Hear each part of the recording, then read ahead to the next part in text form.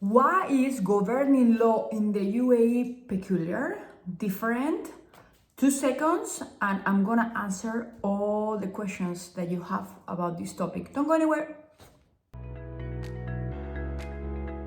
Hello everyone, my name is Maria Rubert, lawyer and arbitrator with a base in Dubai in the UAE for the past 15 years.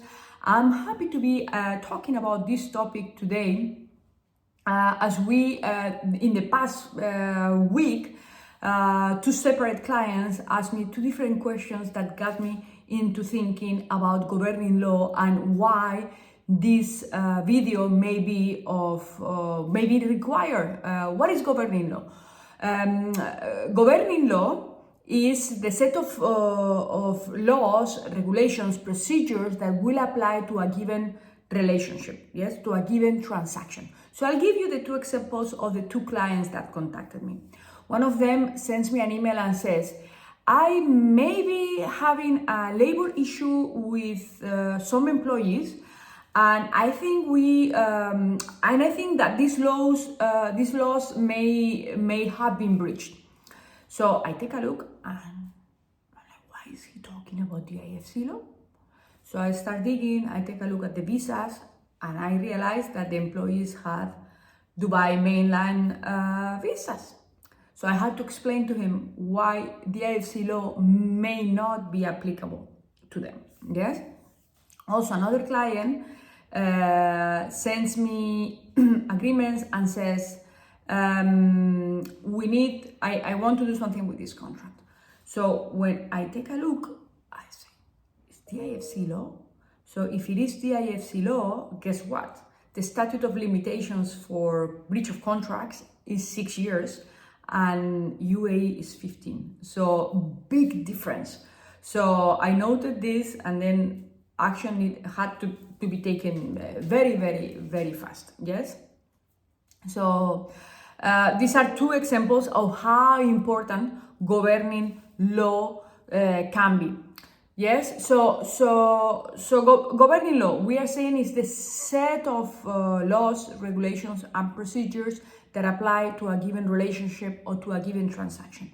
There can be different ways to get to governing law. The one that we apply the most as commercial business, mainly lawyers in the UAE, is that laws that parties agree in the contract.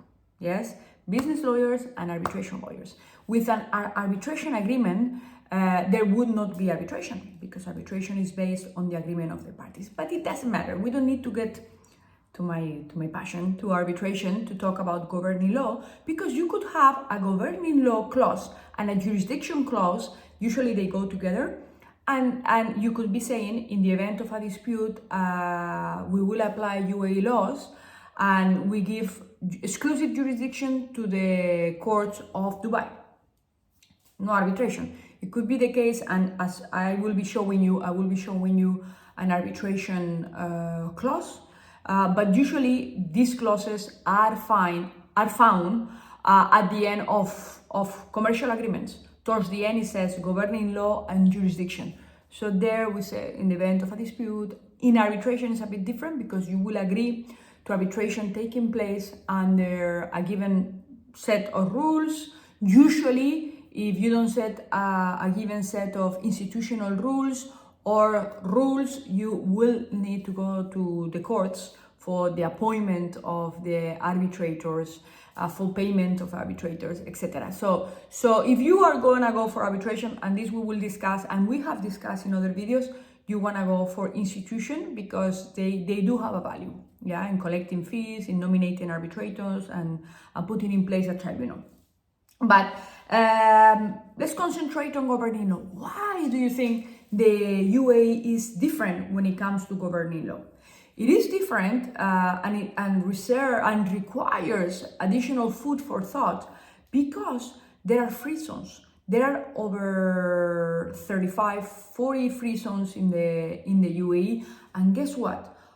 All of them have rules that apply on the free zone, yes, and most of them, when there are not laws or regulations within the free zone, they will apply UAE law. I say mainly because we have two free zones in the UAE, the DIFC, the Dubai International Financial Center, and ADGM, Abu Dhabi Global Markets, which are very different because they have their own laws and regulations and also their own courts. And these jurisdictions, these laws that they have, are based on common law. What is common law? The law that they apply in the UK and the US. DIFC and ADGM have a tie with the UK. Yes. So here we could be looking at English law when we have a case in DIFC, which is in the middle of Dubai, and or ADGM, which is in the heart of Abu Dhabi as well. So what are the things we need to think? Maybe we don't have a contract. Maybe we don't have a contract. Someone beats us up in Dubai Mall. What an example. Something happens, they steal our purse, they take money from us. This is criminal law, and the governing law will be the UAE federal criminal law, yes, which has very different, it has very small differentiations in the application because it's federal law, yes. On the contrary, you may sign a contract without any mention to governing law. Imagine you sign it in a coffee shop in DIFC, yes, in a restaurant in DIFC.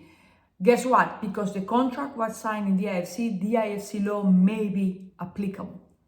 So usually the kind of questions that we ask clients that approach us with disputes, and when we talk about governing law, we talk mainly about disputes, is do you have a contract or contracts with this company on the topic that we are discussing? Do you have exchanges? Because maybe there is not a contract that is signed, but there is back and forth. Where did you sign the contract? Yes, this is very important. If it's a criminal case, where was your purse stolen? Where were you beaten up? And this do happen in the UAE, believe it or not. So with this information, we are able to get to what's important fastest, yeah? Because it's arbitration, we will do one thing. If it's local courts, there will be another process that we need to do to get to the merits. The merits is who is right and wrong, and how can we know that? By first knowing the applicable law, the governing law of the contract, of the applicable law to the set of facts and actions that we have in front of us. So I hope that this is of assistance to all of you thinking about governing law in the UAE. Maybe there are students that are learning about governing law. If you are writing a paper, taking a look to the UAE may be of interest.